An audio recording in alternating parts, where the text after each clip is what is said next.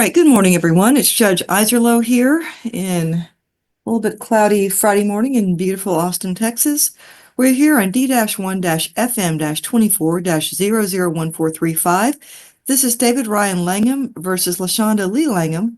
We're here on a merits divorce. And this has been set by the respondent, but may I first have announcements by the attorney for the respondent, for the plaintiff and then the respondent. Yes, Judge Roy Pollack on behalf of the petitioner, David Langham. All right, welcome. Thank you. And may I please go ahead? My apologies, Your Honor. Diane Lofton, present on behalf of respondent LaShonda Langham. Okay, very good. Glad to have you all here. All right, so I don't know too much about this case, but a little bit. It sounds like there is one child, and I know that Dad is doing some traveling back and forth. I've heard about that, flying. So this is what would help me if Mr. Pollack and Ms. Lofton, if you would make a brief opening statement, and then if you would, we'll have call the first witness, please. Okay. Thank you, Judge. Roy Pollack on behalf of the petitioner. The parties have been working hard over the last couple of months on trying to resolve most of the issues to pare things down for the court. That's great. The only outstanding issue, as I understand it, is child support. And okay. So I've attached what I believe is an agreed decree except for child support to my proposed disposition of issues. Okay. So the 2 or 3 pages that covers child support, we've plugged in the numbers that we're going to request for Mr. Langham, and Ms. Langham is going to propose different numbers to you, but everything else has been worked out, and I don't believe will be before this court. So I'm of the understanding we're going to give a bunch of time back this morning to you, and we're asking for a deviation from statutory guidelines due to the distance between the parties. Dad lives in Maryland, Mom lives in Austin now, and Dad would like to visit his child at least once a month per the possession order. And the evidence we're going to present today is basically travel, lodging, and transportation, and we're asking the court to consider deviating, and he is proposing a $900 a month child support, and then he has another child that he takes care of that he pays child support for in the amount of $600 a month. She will emancipate after this school year, so in early summer of 2025, and we have included in our proposed child support a step up after she emancipates, but it still is a decreased deviation due to the travel that will continue to exist. This child's only 7 years old. Mr. Pollack, what is guideline in this? How much is the deviation? Well, I'm not sure we agree 100% on guideline. I've got that guideline would be 1192.71. Okay. All right. All right. Very good. That's helpful for me to know. So we're looking at about a $300 approximately variation from your view, and I'm sure we're going to hear something also from Ms. Lofton, but that's helpful. All right, very good. Thank you, Mr. Pollack. Ms. Lofton, if you would please let me hear from you. So what Mr. Lofton is saying, that you all have worked hard, and really the remaining issue is child support. Do you agree with that assessment? Yes, Your Honor. Okay, very good. Thank you both for working out all the issues, but for those, I appreciate that very much. So let's talk a little bit more about the child support issue, Ms. Lofton. So what is your client wanting? What is her views on this? Your Honor, as Mr. Pollack stated, we have agreed on all issues except for child support. My understanding and our belief is in direct relation to the law, which states that Texas law presumes guideline child support is in the best interest of the child. Mrs. Langham will testify earlier this morning to discuss why it is necessary for her to receive at minimum guideline child support, which we would ask the court to take into consideration the age and needs of the child, that the child is primarily residing here in Texas, and Mrs. Langham will have actual physical custody of the child for the majority of this time. In addition to that, there will also be child care expenses over time that Mrs. Langham will have to consider paying for, as well as, if the child becomes sick, she may have to take off work for an extended period of time. And so we want the court to consider the factors under Texas Family Code 154.123, which supports why, at minimum, guideline child support should be set in this case. And based on the information that we have received from the other party, we believe statutory guideline child support would be approximately $1,310.37, and that's at 17.5% net resources, given that there is another child outside of this case.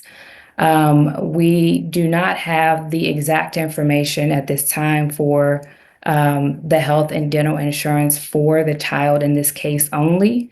And at this time, we also don't have the exact information for the required amount that Mr. Langham is required to pay towards retirement. So give or take a few of the required contribution that his employer is requiring him to make towards retirement and the insurance that he will be paying for the child.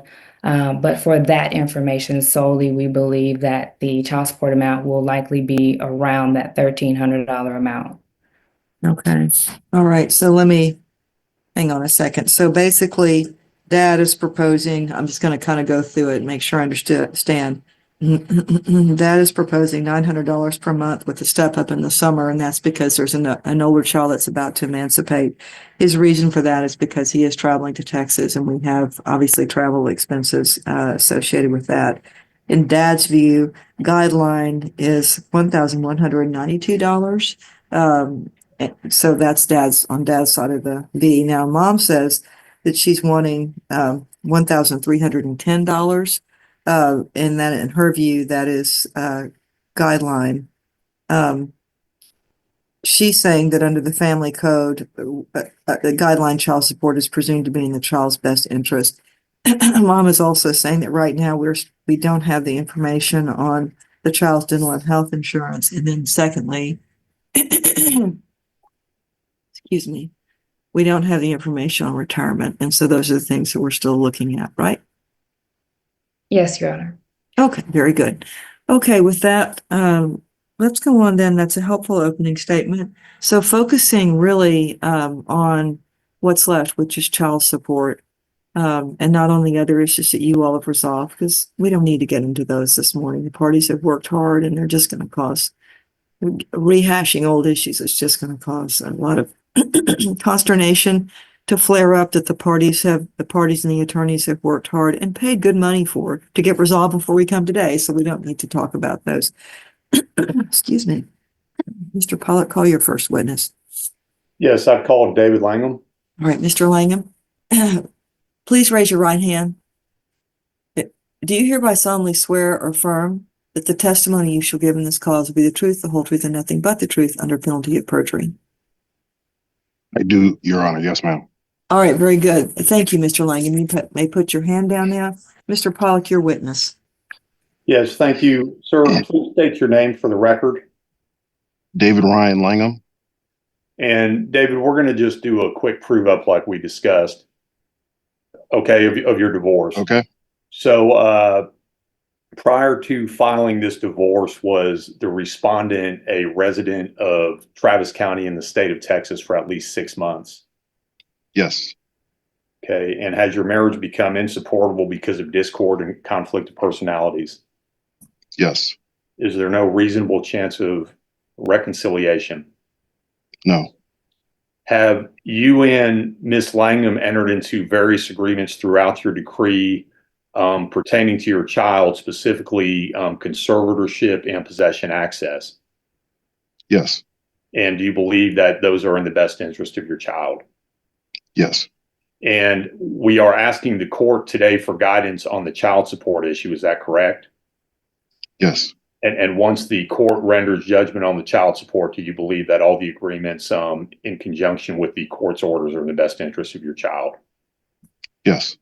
Have you and Ms. Langham also entered into agreements that are contained in the decree that address the division of your marital estate? Yes.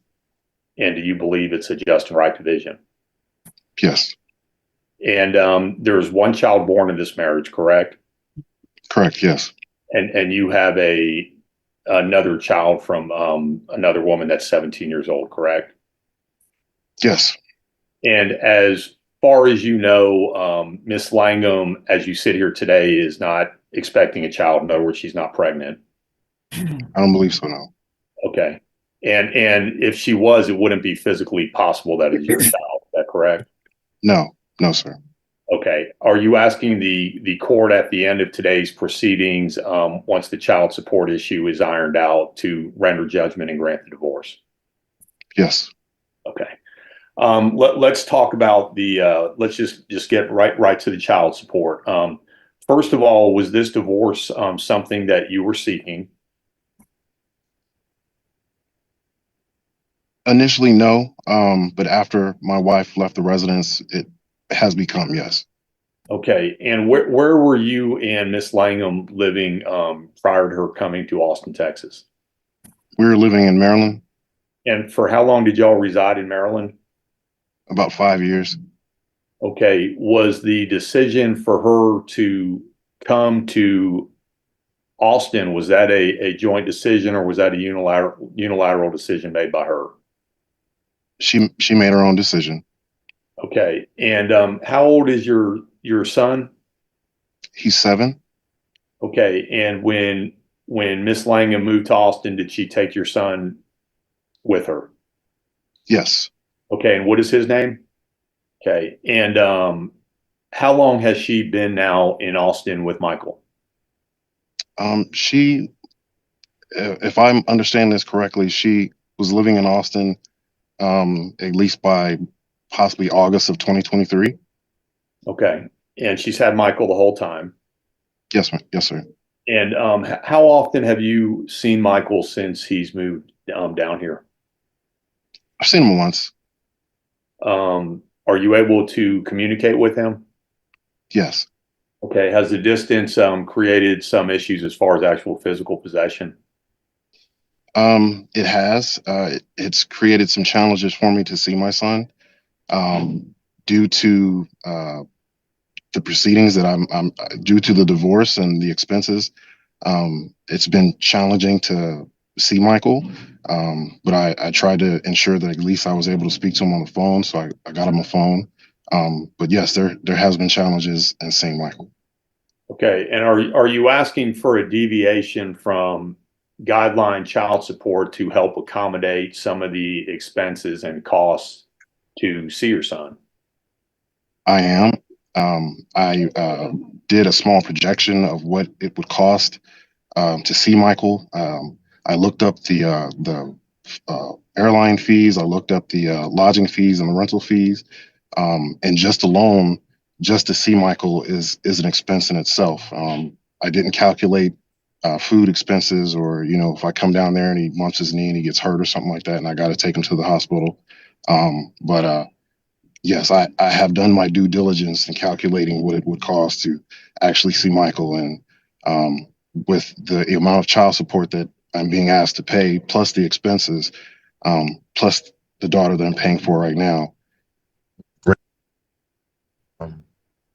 Do you want the court to know that I would like them to support the decision that my wife decided that she wanted to leave? I don't want her to be seen in a bad light or anything. She is a wonderful woman.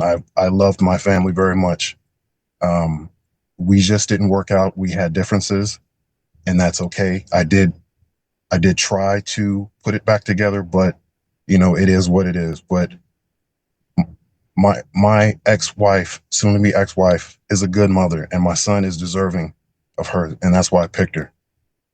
But because of her decision, she's left me in kind of an expense. And due to that, I'm asking the court to please consider kind of giving me a break.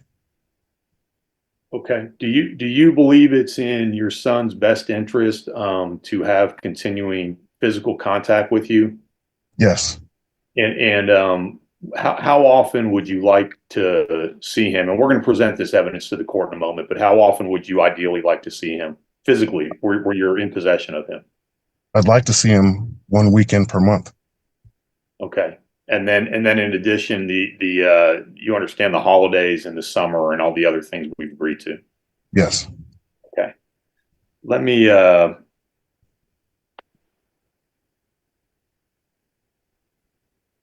give me a moment here.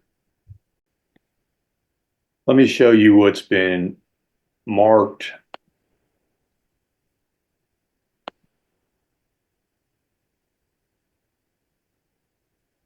Petitioners 1. Are you able to see this? Yes. Okay. And is this your proposed disposition of issues? Yes. Okay. And attached to this is a final decree of divorce that Ms. Lofton and I referenced to the court on our opening statements. Do you recognize this? Yes. Okay. And the one area that we are asking the court for help on is child support, correct? Yes. Okay. And as we go to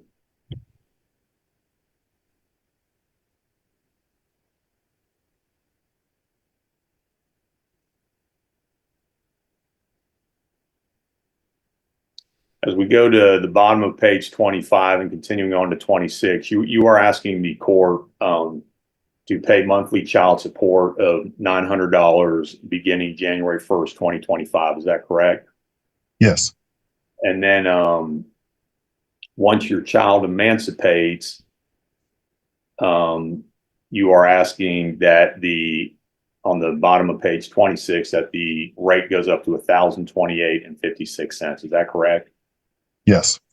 How much do you, well, let me offer petitioners 1.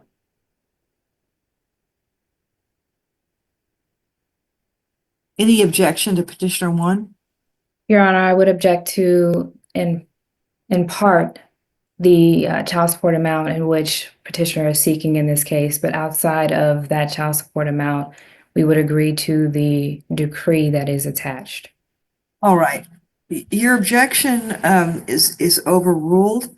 I will, of course, allow you the opportunity to put in your views on this same issue.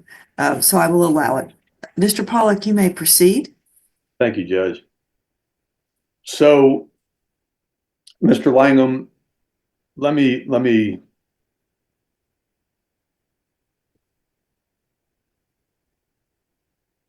show you what's been marked petitioners 2.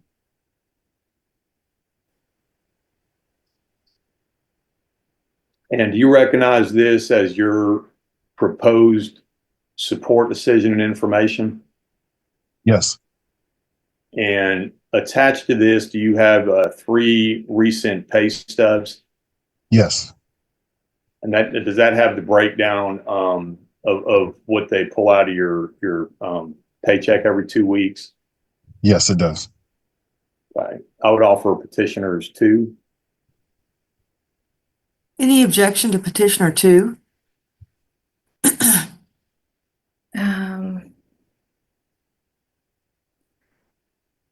The only objection I would make, Your Honor, is to the validity or accuracy of the information in the document. Well, okay, so what we have here is his pay stub. Are you saying that he's not being truthful on his pay stub? That it's been somehow or another, it's a fraud or a forgery, or he has a new job, or what's incorrect on it? Let me back. So I don't have any objection to the pay stubs itself, but as it relates to the proposed support decision and how the numbers have been calculated, that would be the only issue. Okay. So that's the only objection that I would have to that. Excuse me.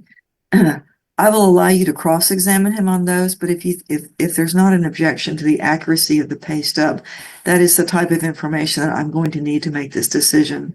So the objection is overruled. However, opposing counsel, of course, will have an opportunity to cross-examine on the issues around which he has concerns regarding the accuracy of the calculation. Mr. Pollack, you may proceed. Thank you, Judge. And so, Mr. Langham, let me just point out a couple things that'll you may address with Ms. Lofton may want to address with you on your total monthly payments on debts. We have you have listed an IRS debt of a total of $5,500. You have $1,000 a month in which you say intends to pay, and then you have a Capital One credit card debt of $3,500. And again, you have a monthly amount that you intend to pay. So that's $1,300 extra a month in debt that you need to pay. Is that correct? Yes. At this time, are you able to make these payments? It's difficult. Are you able to make them in these amounts? No. Okay. Is that why you have that language in there, intends to pay? Yes. Are you trying to get things in order where you can get these paid off and get this debt off your plate? I am, yes. Okay. Another segment of your proposed support decision I want to point out, you have under all other income, annuity and VA benefits in the amount of $1,832.66. Can you explain what that monthly amount is? The annuity is from the death of my mother, and the VA benefits are for this my time spent in the military. Okay. And these are monthly amounts you receive? Yes. And how much out of your health insurance a month is attributed solely to your son Michael, to the family plan part of your insurance? About $148. Okay.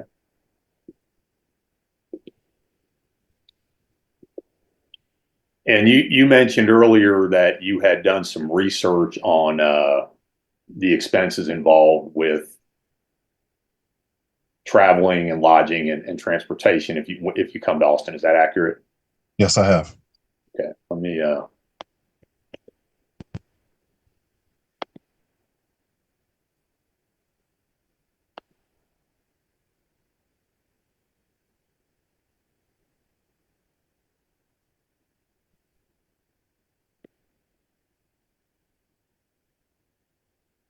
show you what's been marked petitioners 3. Is this what you pulled off the public sites of Southwest Airlines, Best Western Lodging, and the car rental Yes. enterprise?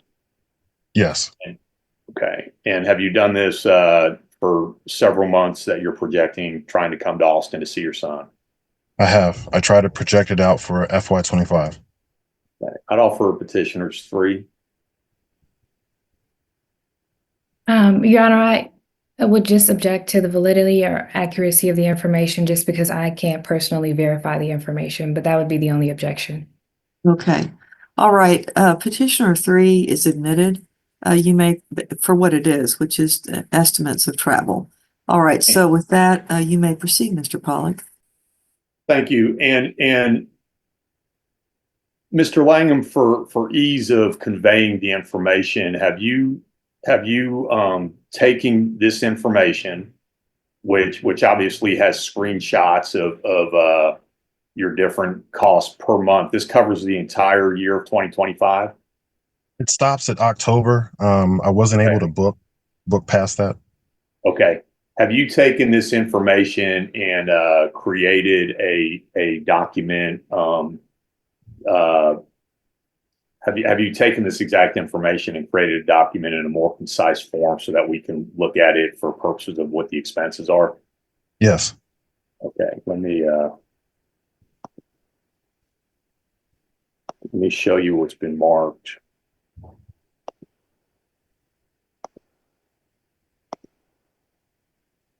Petitioners 4, and is this the document that shows January? I believe you said it cut off in October, so January through October. Have you taken those same numbers and just put them into one document so we can look at what's going on here? Yes. Okay.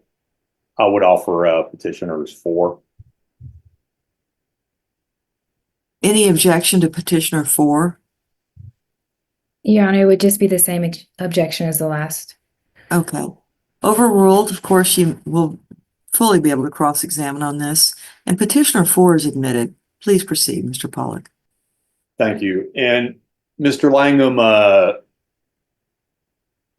from looking at these in January 2025, for instance, just doing the loose math in my head as I'm sitting here, that's roughly $900 to $1,000 in flight, lodging, and car rental.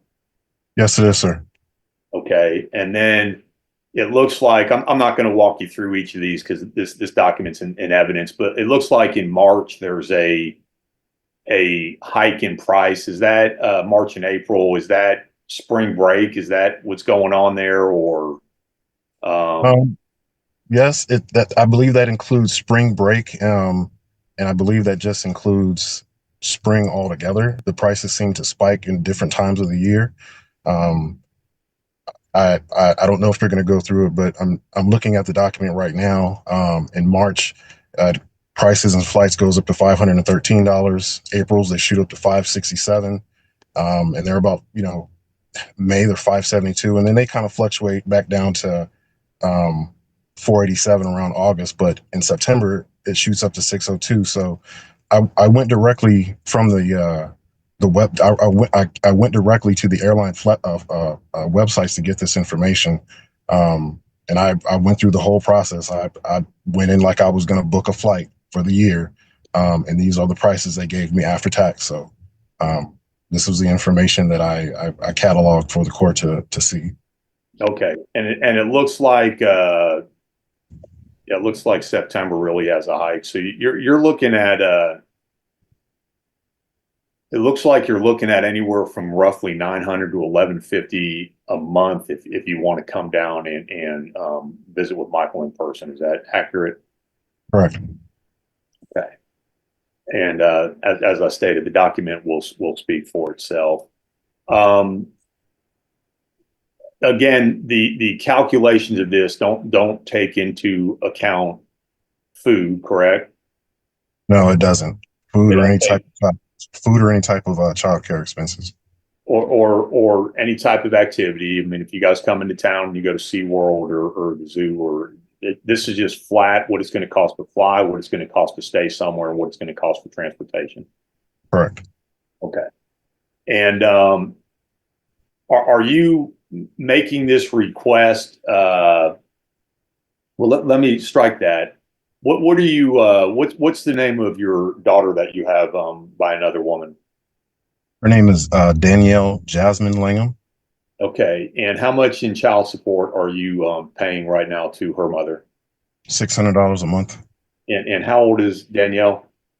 She's actually 18. Okay, but she's still in high school? She's still in high school, yes. And will she graduate in the early summer of 2025? May, around May, yes, sir. Okay. And okay, late spring maybe. I'm a little off on my seasons. And then did we take the number 900 and we just extrapolated out a step up once Danielle fell off, so we increased your child support? Is that correct? Yes. And are you asking that after she emancipates, that your child support amount goes up to $1,028.56? Yes. Do you have any motive in this request for a deviation from the child support guidelines? Is there any other motive other than the best interest of your son?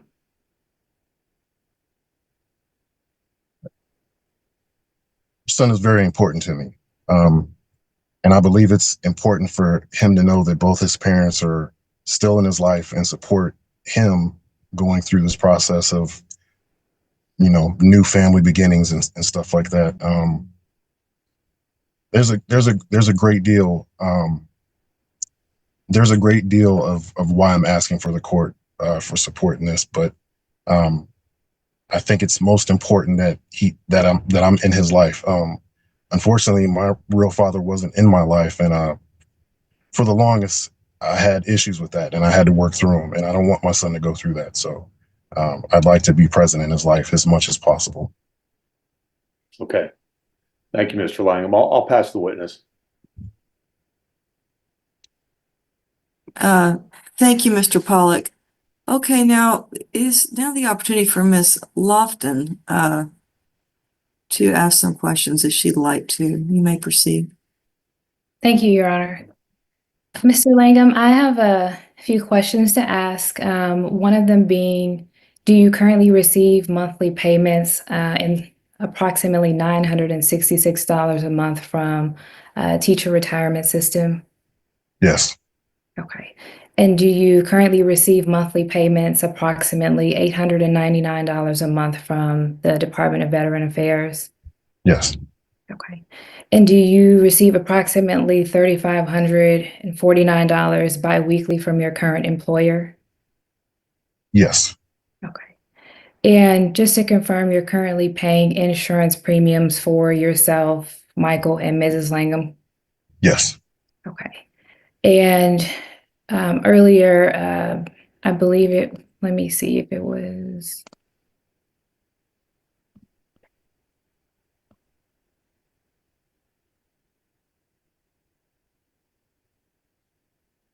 I'm checking to see what exhibit.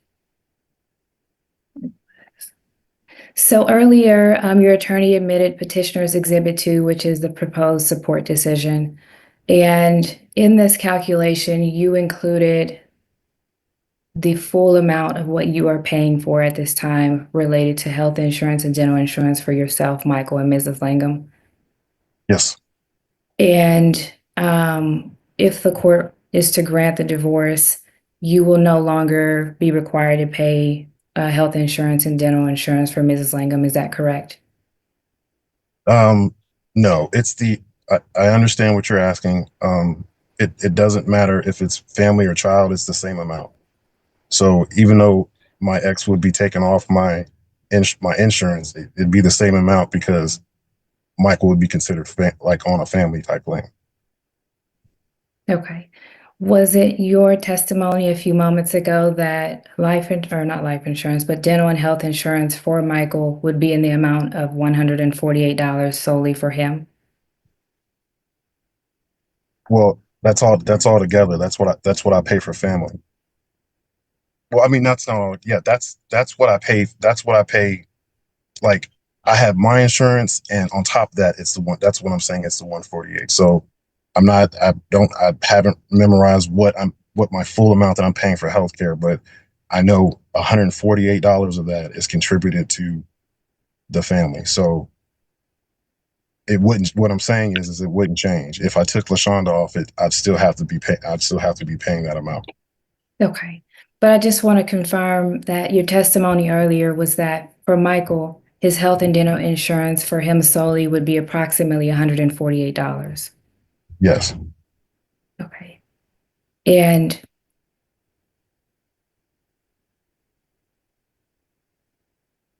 what I see from the proposed support decision as it relates to the insurance that you're currently paying at this time,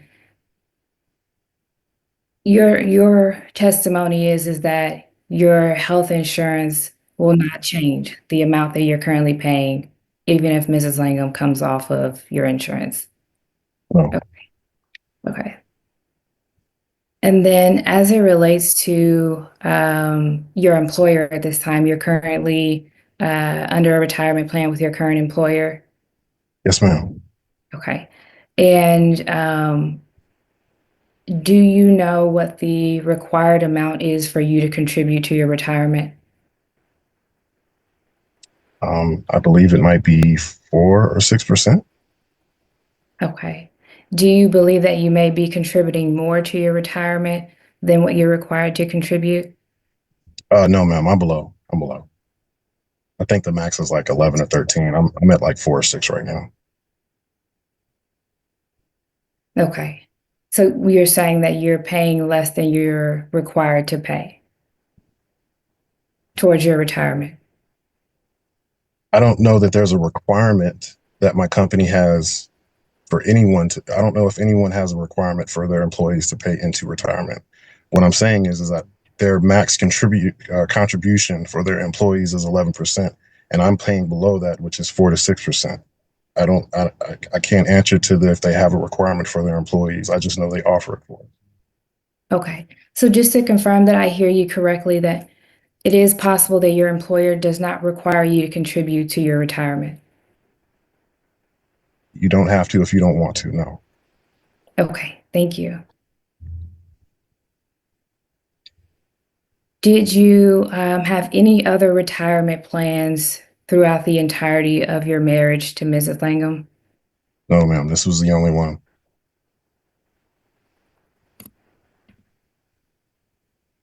Okay. And then the liability that you discussed earlier regarding the IRS payment, do you have any other outstanding debts or liabilities aside from that? Just the credit card. Okay. And will you accept full and personal responsibility for the IRS payment as well as the credit card debt that you accrued during the marriage? How I accrued the IRS debt was that when LaShonda was living at the home, I was claiming head of household. When she abruptly left, I just distraught that my family wasn't there. I kept continuing to pay head of household. So here comes 2024 in April when I'm filing taxes.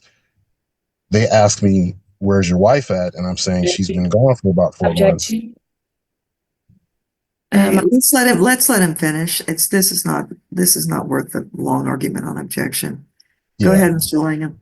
I was just going to say, when I went to file taxes, I filed head of household thinking that I was okay. But what ended up happening, because she left, there was 6 months of where I should have filed single and I didn't. So basically what happened was that I wasn't paying as much as I should have into the taxes. So I got penalized for that, and it came up to be about $5,500 to $5,500. Okay. And now I have to pay that amount because of this divorce and this decision that was made. So Right. yeah, Thank you. I understand. Let's move on. And let me see.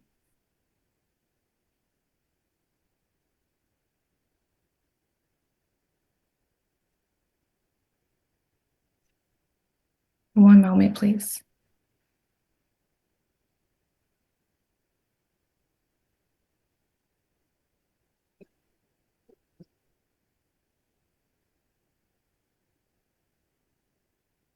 Okay. No further questions for this witness, Your Honor. All right. Very good. Thank you. Mr. Pollack, do you have anything by way of redirect? I don't, Your Honor. Okay. Very good. All right, Mr. Langham, if you were here in court with us on the witness stand, I'd say you may step down. So figuratively, you may step down. All right, Mr. Pollack, you may call your next witness. Judge, we'll rest. I'll let Ms. Lofton put on her client. I'll take her on cross. All right. Thank you, Mr. Pollack. All right, Ms. Lofton, we've had the other side has now rested. So it's your turn to ask any questions to call your first witness. Okay. Thank you, Your Honor. I call Mrs. Langham to testify. All right, Mrs. Langham, please raise your right hand. Do you hereby solemnly swear or affirm the testimony you shall give in this cause will be the truth, the whole truth, and nothing but the truth under penalty of perjury? Yes. All right, very good. All right, with that, Ms. Lofton, your witness. Thank you, Your Honor. Mrs. Langham, can you introduce yourself to the court? Yes, my name is LaShonda Leanne Langham. And are you presently married to Mr. Langham at this time? Yes, I am. Okay. And just to confirm, have you been a resident of Texas for 6 months prior to filing of this divorce? Yes. Okay. And have you been a resident of Travis County 90 days prior to the divorce being filed? Yes. Okay. And also, just to confirm, you are not currently expecting a child at this time? No. Okay. And there was a child born during this marriage, correct? Yes. Okay. And what's his or her name and age? Okay. And prior to the filing of this divorce, did you and Mr. Langham and Michael all reside in the same residence? Yes. Okay. And why do you both why do you all no longer reside together? because David's behavior began to scare me. I became afraid and I left. And would you like to elaborate as to why you decided to relocate to Austin, Texas, instead of any other area in Maryland? I chose to go to Austin, Texas, because it's where my family is.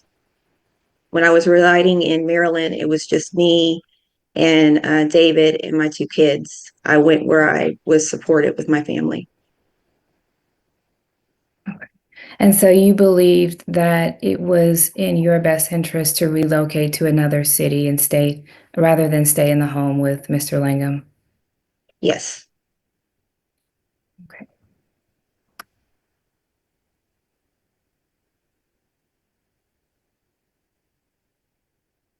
And it's also your understanding that there's no chance of you and him reconciling at any time?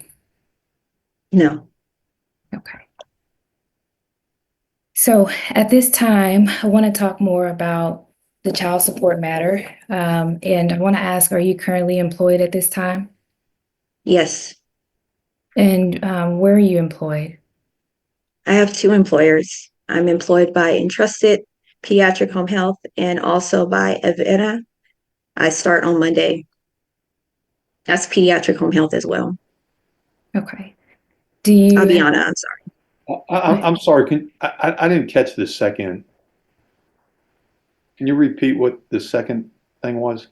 There was a little jumble, Aviana. if you wouldn't mind. Hang on just one second. There was a little jumble, and I think the record might be a little unclear. So let's start again, Ms. Langham, on where you work and where you're starting on Monday, and if you're going to be working both of those jobs or if this is a new job, okay? Okay. I work at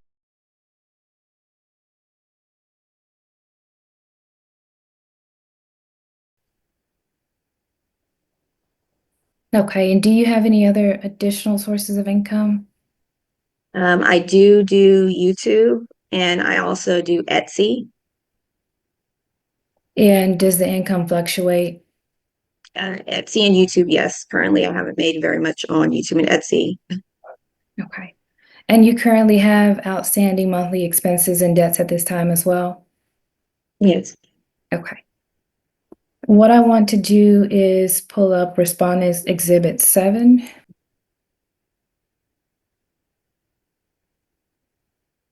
All right. Can you see my screen okay? Yes. Okay. Prior to today's hearing, did you have an opportunity to complete a financial information statement for the court to review? Yes. Does this document appear to reflect the information that you previously included in this document? Yes. And does this document also have pay stubs from one of your employers attached? Yes. Okay. Your Honor, at this time, we'd like to offer Respondent's Exhibit 7 into evidence. Any objection to Respondent 7? No objection, Your Honor. Respondent 7 is admitted. You may proceed. Thank you. So I am scrolling down to, let's see, page 2 of the exhibit, and if you could point out the most important monthly expenses that, or at least discuss with the court what your current monthly expenses are. Okay. Currently, I just moved into my apartment. So my biggest expense right now is my apartment. My rent is $1,500 a month. And then, of course, I have my car and my insurance. Together, that's $500 a month. Food is a big expense because price has gone up with food. Those are my biggest expenses that I have at the moment. Okay. Do you currently have any outstanding debts that you are responsible for paying at this time? No. Well, aside from your vehicle? Yeah, well, yeah, my vehicle loan, yes. Okay. And do you believe that Mr. Langham should contribute financially by paying child support? Yes. And have you had let me stop sharing. Have you had a chance to review Mr. Langham's pay stubs, his pension plan that he's receiving, and other sources of income? Yes. And is it your belief that based on that information that statutory guideline child support would be approximately $1,300.10 or $1,310.39 per month? Yes. And it is your understanding that Mr. Langham is paying child support for another child? Yes. Okay. And are you asking the court to order a step up in that child support payment once that child support order for the other child ends? Yes. And is it your belief that that payment would likely reflect the amount of approximately $1,497.58 per month? Yes, from what I understand. And is it, or I'm sorry, do you believe that the court should also order that a wage withholding order be placed on with Mr. Langham's employer? Yes. And we'll stipulate to that. And why do All you? right, thank you, Mr. Pollock. It's noted. Ms. Lofton, you may proceed. Thank you, Your Honor. So why do you believe that the court should not deviate from guideline child support? The reason why I feel like the court should not deviate from it is I really want the court to consider the fact that when my son gets sick, I have to take off work. My employer understands that in certain school holidays, because both my kids go to different school districts, on certain holidays, I have to take off to be at home to watch my kid, Michael. I don't have anybody to watch him. This winter break for a week during Christmas, I don't have anybody to watch him. I have to take off work. I really would like the court to consider that. I don't have anybody to watch him during those times. If he gets sick, I miss work and I don't get paid. School holidays, I don't get paid. I have to take off because I don't have anybody at the house to watch him. Okay. And then also, if you were to consider daycare, what would that expense look like? Daycare is really high. Here in Austin, Texas, you're looking at about $240 to $260 a week for childcare. He does have after school programs, but these after school programs don't take them during breaks. It's just after school. Okay. And let me see. I just want to go back real quick and just ask you,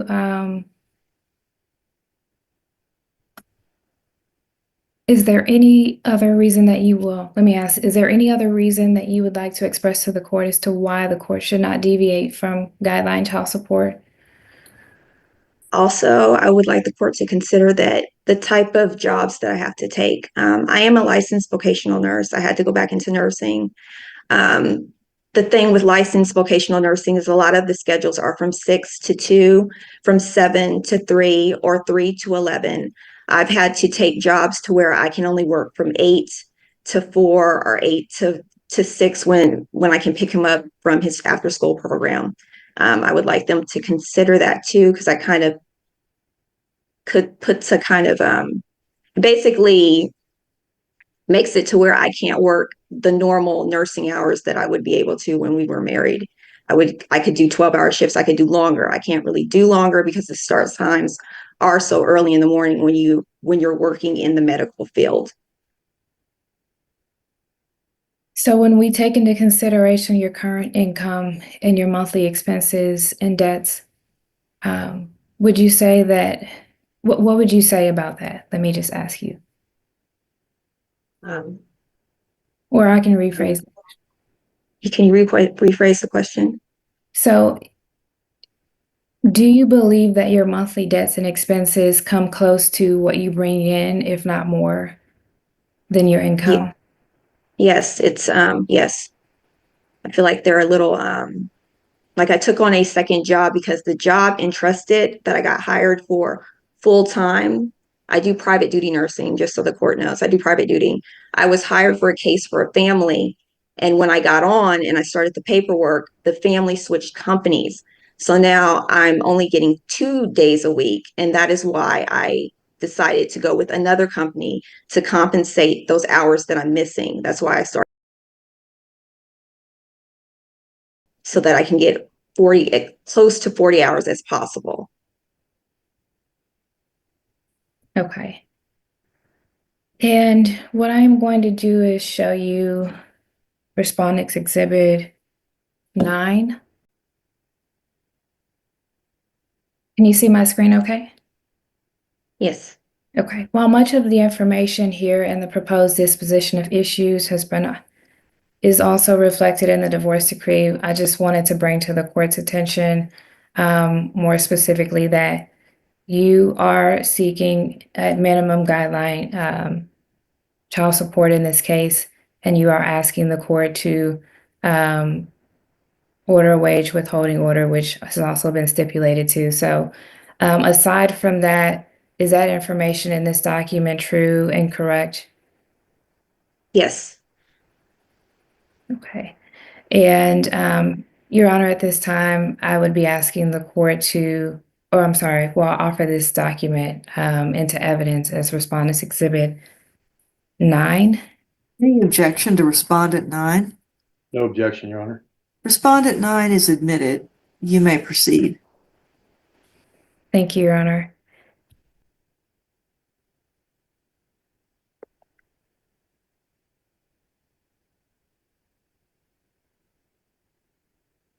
And just one more moment.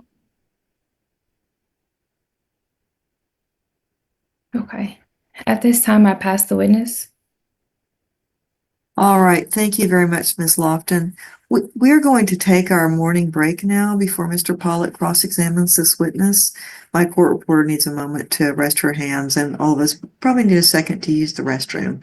So we will come back at 10:15 and resume with Mr. Pollock and a cross-examination. Okay? Thank you, Judge. Okay. Thank you.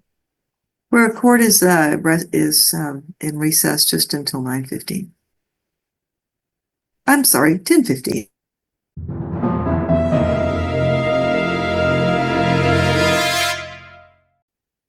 All right, everyone. We're back from break now, and we're back on the record in FM 24001435.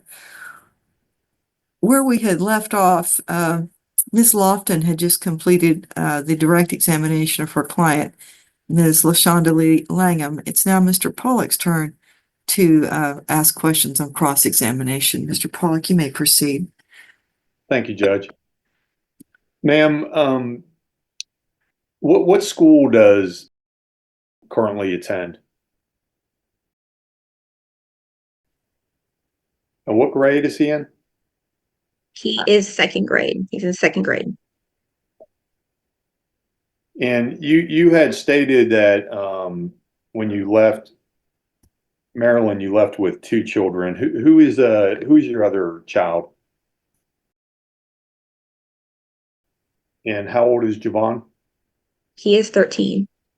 And where does he attend school?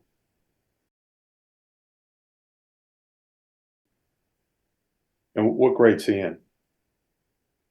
He is in 7th grade. He's in 7th grade now. And do you receive support for? Yes, I do. How much a month do you receive for him? $412. It just got changed. It got changed from what?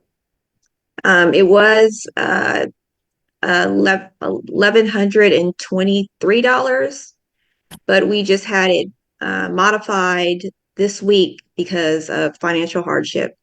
So it's been modified to $412. And what county did that take place in? San Antonio, Bexar County. In Bexar County. And was that modified by agreement, or did you have a contested hearing? We had a little modified by agreement this week. Yeah. So y'all submitted an agreed order to the court? Well, no, he went ahead and asked for it to be modified. So we had an appointment and I had to show up.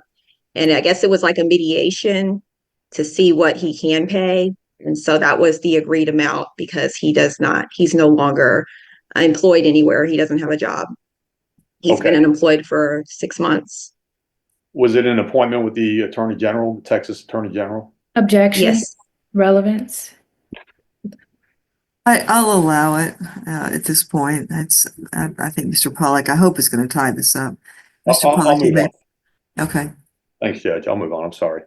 And ma'am, on your Respondents 7, which is your proposed support decision information, you didn't have did you have Aviana listed on that?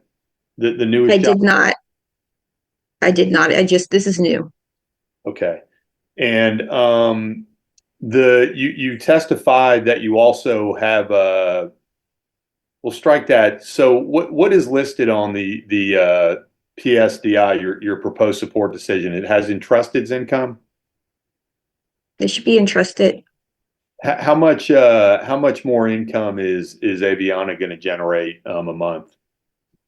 Well, it pays per case. So the case that they assigned me on is 24 an hour, 2 days, 2 to 3 days a week, but it's going to be 2 days a week. Okay, so it's 24 an hour, 2 to 3 days a week, and how many hours do you work those cases? Well, Aviana, the new one, is going to be 8 hours, 24 an hour. Entrusted is 27 an hour. Okay. Entrusted's 27, and how many? When you say you're going to work 2 to 3 days on the Aviana case, how many hours a day does that entail? That 8-hour shifts. They are 8-hour shifts. Okay. Yeah, 8-hour shifts. So it'll be 16 to 24 hours. Yes. Okay. And then what about entrusted? How many hours do you work a week for them? I do 20 hours. So each day is 10 hours shifts. Okay. And then you also testified that you you generate income on YouTube. Is that right? Yes. What do you do on YouTube? I do it's entertainment, astrology, tarot reading. That income fluctuates though. Okay, and is that the website Cancer and the Crab? Well, the YouTube channel is separate. The YouTube channel is what I use to advertise the Cancer and the Crab. Okay. So the Cancer and the Crab is separate. I open it and I close it. It's my little Etsy store. Okay, so Cancer and the Crab is Etsy? Yes, because okay, YouTube is called the Cancer and the Crab, and Etsy is called the Cancer and the Crab. They're both named the same thing. Okay. And so is Etsy merchandise? It's psychic readings, it's tarot readings for entertainment. Okay. Okay. And do you know what the fluctuation is generated between YouTube and Etsy roughly a month? I mean, what's like a high and what's a low? The highest for YouTube can be anywhere from like about 500 a month. Etsy, when I'm doing good, about 400, 300 to 400 when I have it open.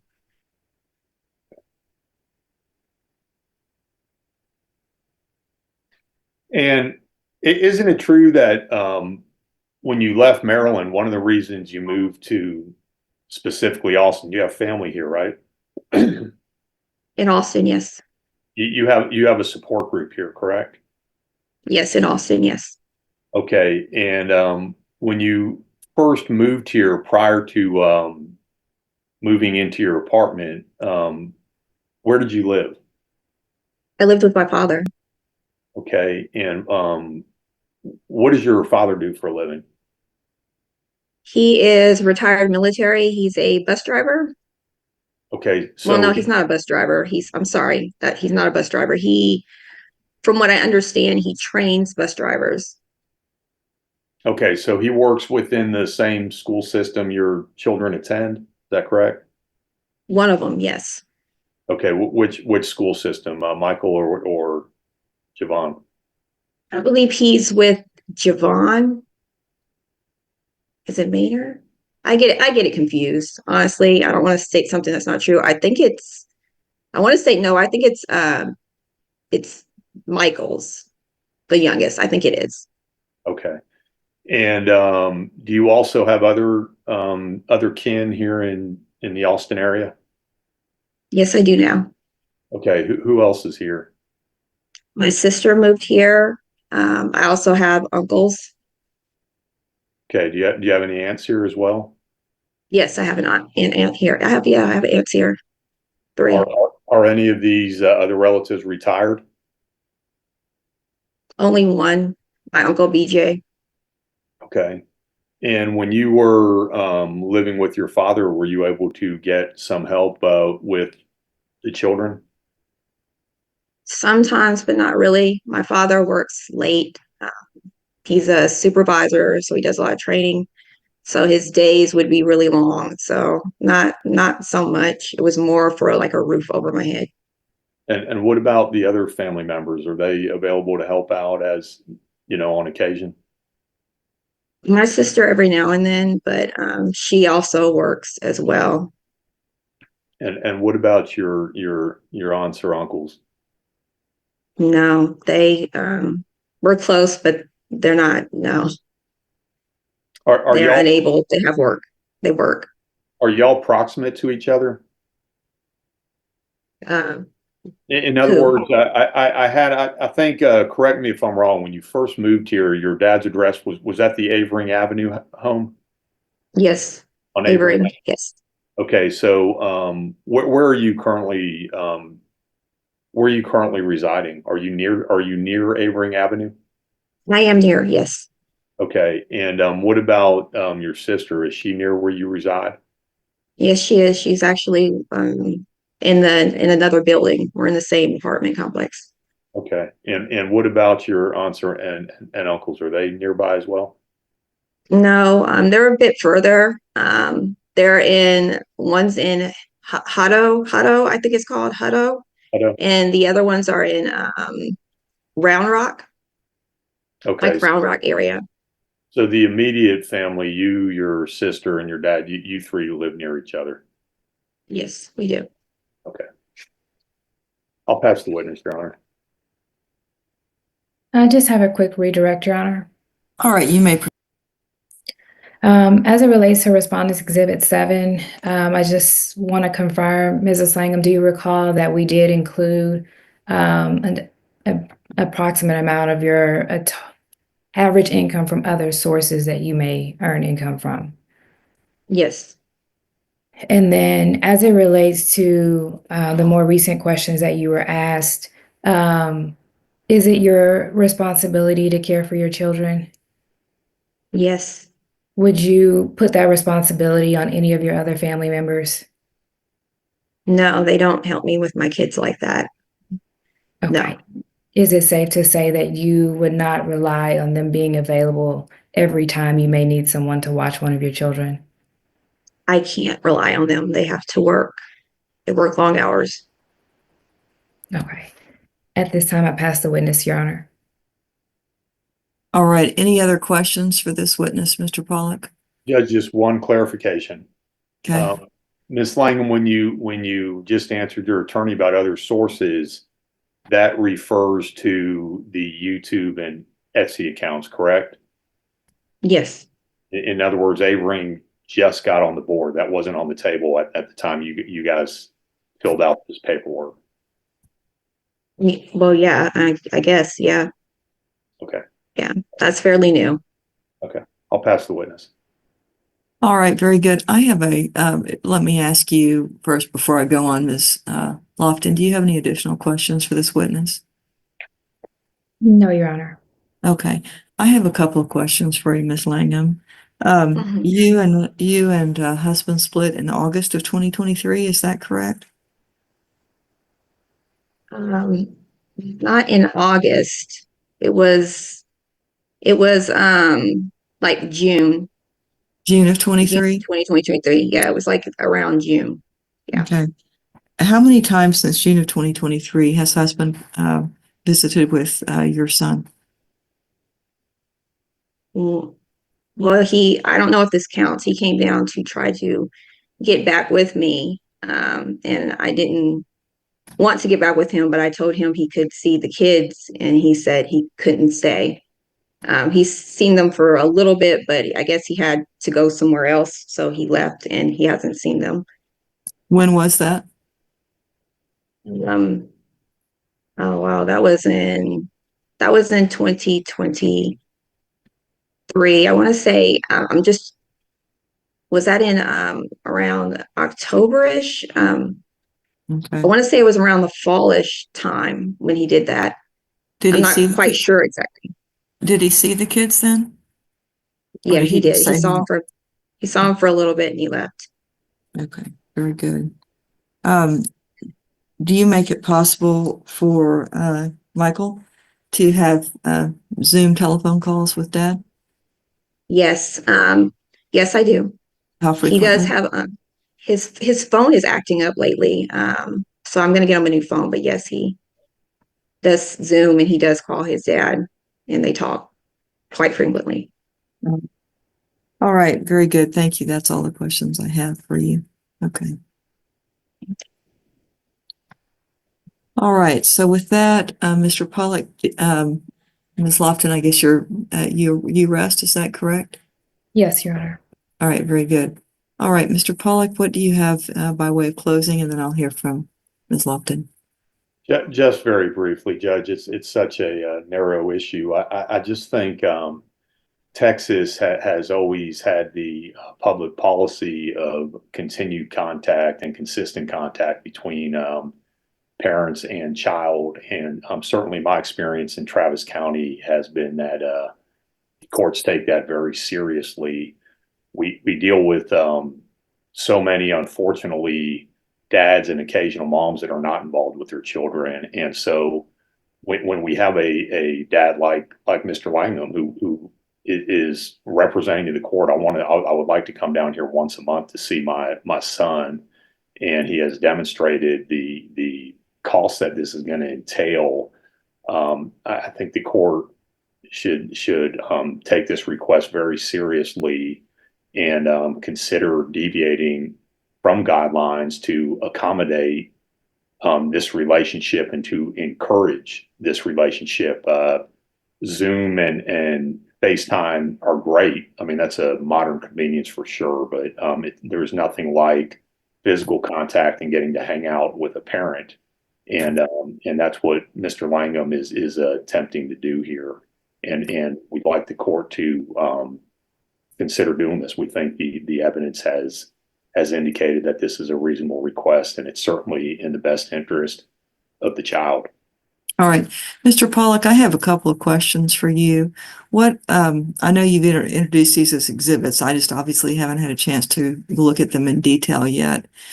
It looked to me like the way the travel had been calculated was that your client had basically gone on Southwest Airlines website, full prices, and then kind of averaged those over the years, over the course of several months, so we could figured out the amount of a rental car, and then the Best Western Hotel, and that's how he had kind of averaged those together and come up with just kind of an average price of travel. Is that correct?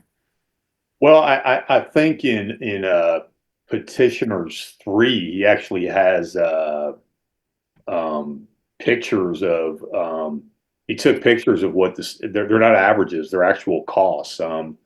As you know, with booking flights, you can go on and see what it's going to cost to book a flight on any given date. And Right. what he was trying to do was pick a consistent weekend over the course of the next 10 months. And this is his cost. It's What considerable. was the actual cost of that? The flight, the hotel, give me a number here. The flight, the hotel room, the It- car average. It seemed to me he's looking at about $1,100, and it is more than that. All right, $1,100. Okay.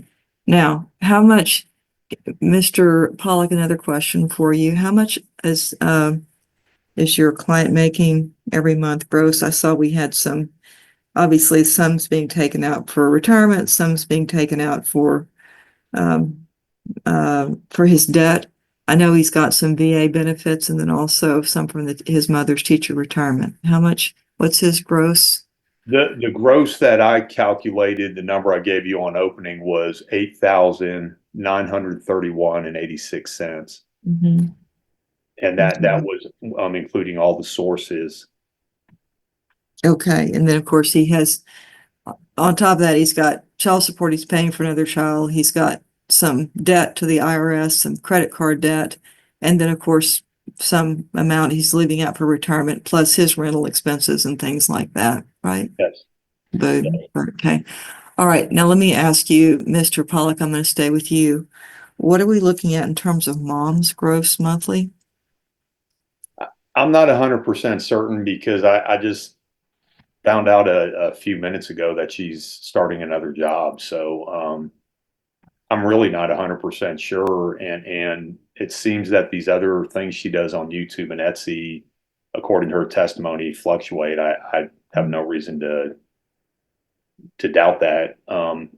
It's hard to pin down an exact number. I also just found out that her child support got reduced by the other father. It used to be over $1,100. So that's all brand new information moments ago.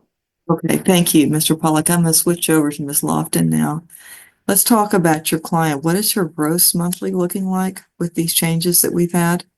So she has her job, her two jobs that she has as an LVN, and she's explained her schedule, why that is. She has her YouTube Etsy, which goes up and down, and we've had a recent reduction in child support. What is she looking at gross? So for her daytime, or I guess primary job that she's currently employed with, it's about $1,860 per month. And then with the new job, I want to say she likely would have started this week. And the hours will fluctuate, but I combine that with the reduction in the current child support amount of $412, and then the sporadic payments from the other sources from social media, and I yielded an amount of $24.96 gross. So $24.96 plus the $1,860, not including the current child support amount that she's receiving from Mr. Langham at this time. So if you want a final number, How much is that? Yeah. 1860 plus 24.96. It would put her at 43.56 for what she's making herself, and with the child support amount included from the other child, and then whatever the court orders today will be in addition to. Okay, so she's making 43.56, and that includes both of her jobs as an LVN, the child support, which has been reduced now to $400 a month for the other child. Is that right? Correct, Your Honor. Okay. If I may, I thought she just said the gross is 4,356, and then in addition to that, it'll be the other child support and Mr. Langham's support. Is that right? Let's leave Mr. Langham out. Let's leave Mr. Langham out of it right now. But in terms of the 4,356, does that include the $400 in the other child support? Yes, it just does not include the child support for this specific case. Right. Okay. All right. Very good. And then then the Etsy store, the cancer and the crab, that's not included because it fluctuates. Is that right?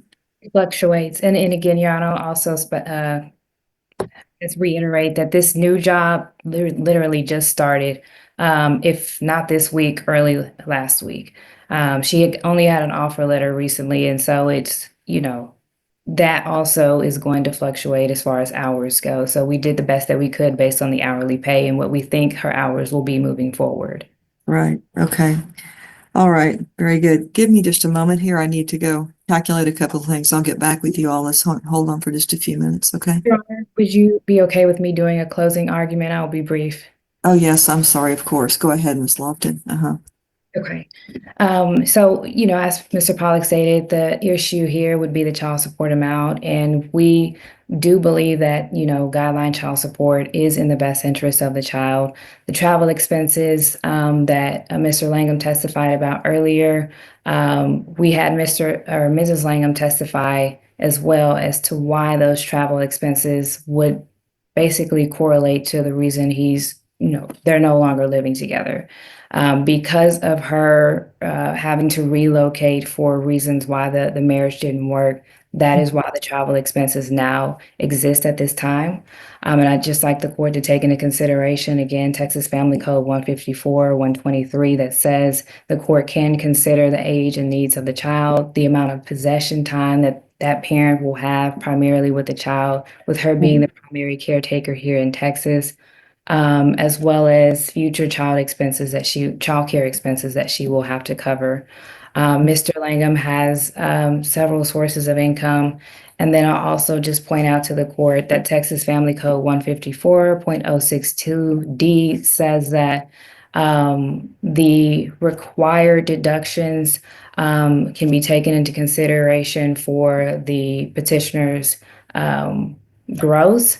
And Mr. Langham testified that he is not required to contribute to retirement with his employer. And so under that section, under the code, non-discretionary retirement is only to be considered when we're deducting from a gross income, as well as him testifying earlier that he is only paying $148 a month for health and dental for Michael. I understand that he did testify about what he's paying for himself, but as it relates to considering that information and what we're deducting from the actual child support or guideline child support amount, with no required amount to contribute to his employer, and with the 148 for the health insurance and dental, that would only be the additional deduction from the amount that we have brought to the court's attention. And so we would respectfully ask the court to consider the expenses that will come with primarily caring for the child here in Texas. And we would ask that you do not grant the request that they are seeking, but that the court at minimum would provide Mrs. Langham guideline child support to support the child. Okay, thank you. Anything else, Mr. Pollock? Nothing further, Your Honor. All right, hang on just a few minutes. I'll be right back with you all.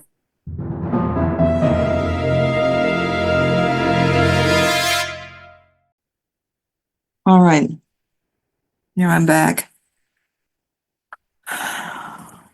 Okay, here we go. All right, so I'm back. I do grant the divorce. I do grant guideline child support in favor of mother. I do order, however, that to the extent that father does plan a trip to Austin, Texas, that mother will be responsible for 50% of that travel, but not to exceed $500. So she will be paying for some of that travel if dad decides to come to Austin, Texas. But she's not going to be responsible for it's up to 50%, not to exceed $500. Otherwise, she gets guideline child support. So I do ask the parties, we are coming up on the end of the year. So please get me that order so I can sign it. If you get it to me, I will sign it before the end of the year. But keep in mind realistically where the court is. We're going to be after December 20th here very rarely. So if you can get it to me before then, I can get it signed. Okay. All right. Very good. Your Honor, Yes. may I clarify? Yes. We both have differences on guideline child support as it relates to Mr. Langham's net resources. I didn't know if the court had a number or. I don't, where's the concern here? Is it about the retirement? So our understanding is that guideline child support would be $13.10 and 38 cents. That's what you told me. I'm not sure if Mr. Pollock is in agreement with that number or would offer a different number to the court. If he's in agreement with it, then we can stick with that number. Well, Where are we with this, Mr. Pollock? we ran the calculator at the monthly gross that I provided the judge of $8,931.86, applying 148 for health insurance attributable to the child, and then also the 17.5% because he's supporting another child. And Right. the number that we came up with was $11.92.71. Good Lord. Where's the difference here, folks? Mr. Pollock, help me understand how you all, did you run all those numbers through the calculator, just as we said, the other child and? I did. I just punched in the numbers on the Attorney General calculator site, and that's what it spit out. Okay. Where's the difference here? What's going on? Help me. Your Honor, if that's the number, then that's fine, 1162. Okay. All right. I just need to know the exact number on the Attorney General calculator. That's all I can do, guys, is run that calculator. Now, the reason I've structured this order like this is because Dad does make a lot more than Mom. Mom does have the child most of the time. I do, however, find that it is in the child's best interest to maintain a relationship with his father. It's just that I don't want to necessarily give father a financial break in the child support land if he's not going to come see the child. This way, he can, if he wants to come see the child, Mom will kick in some money to do that. Mom, I suggest you have some of that put aside for that day to come. But yeah, 500, she'll pay up to 50%, not to exceed $500. So that's where we are. And I would like to hopefully see Dad come to see the child as frequently as he possibly can.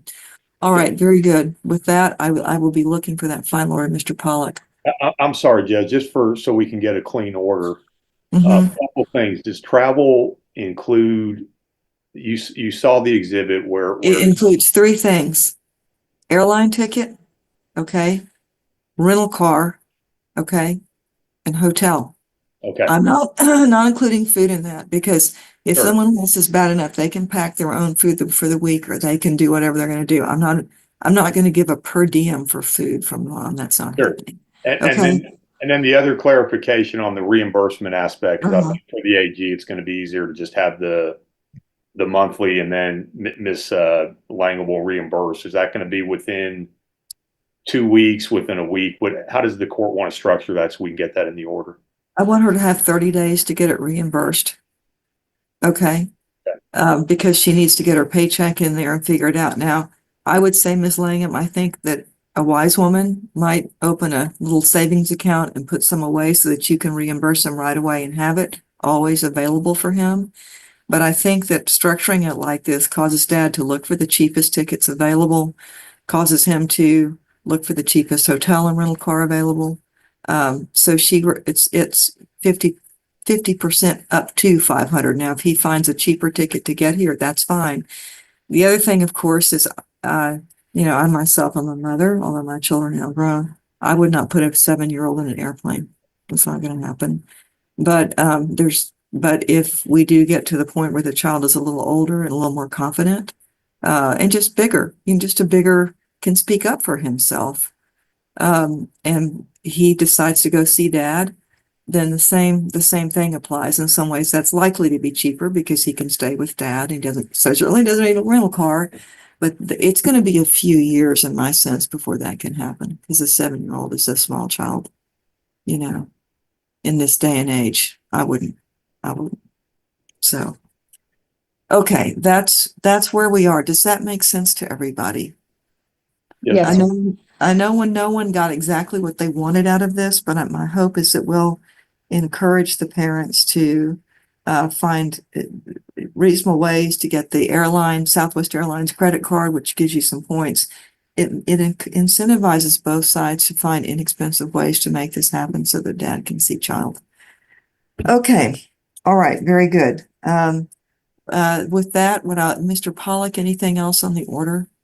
That's it, Judge. Thank you. Ms. Lofton, anything else on the order? That's it, Judge. Thank you. All right, very good. When do you think I will see this order? If we get the numbers plugged in, I would say no later than the end of next week or before. We already have Quadro prepared and ready to go as well. That's good. Now let's talk about dates real quick, because we need to be realistic. everyone's wanting divorces by the end of the year. And I have told the family bar I will do my dead level best to get them done by the end of the year. But keep in mind that after Friday the 20th, we essentially don't have in-person dockets anymore, and people are starting to go on Christmas break because the following Monday it's hard to believe, it's December 23rd. So if I'm going to order you all to get that order to me by 9 o'clock on December 20th. And the reason why I say 9 a.m. is because that gives my staff some time to process it, me time to sign it, and then to get it at the district clerk's office and get it on file for you all. Okay? It shouldn't be a problem. If it's okay with Ms. Lofton, I'll work on that language over the weekend and get you something early next week. Okay, thank you. And send it to our submission inbox, which is 455.submission@TravisCountyTX, all one word.gov. Submission@TravisCountyTX.gov. Submission@TravisCountyTX.gov. In the subject line, write HO, which means hearing order, and the cause number. And then today's date, and we'll know what this was. We'll see it's a hearing order, and I will sign it for you so that this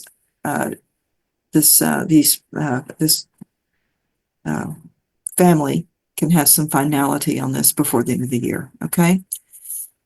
All right. Very good. Now I wish, Mr. and Mrs. Langham, I wish you both the best as you embark upon this next chapter of life. Ms. Langham, I don't know if you plan on keeping the last name Langham. If you do, that's fine. If you don't, then you'll need to get a name change order. And with this, I will also be signing that.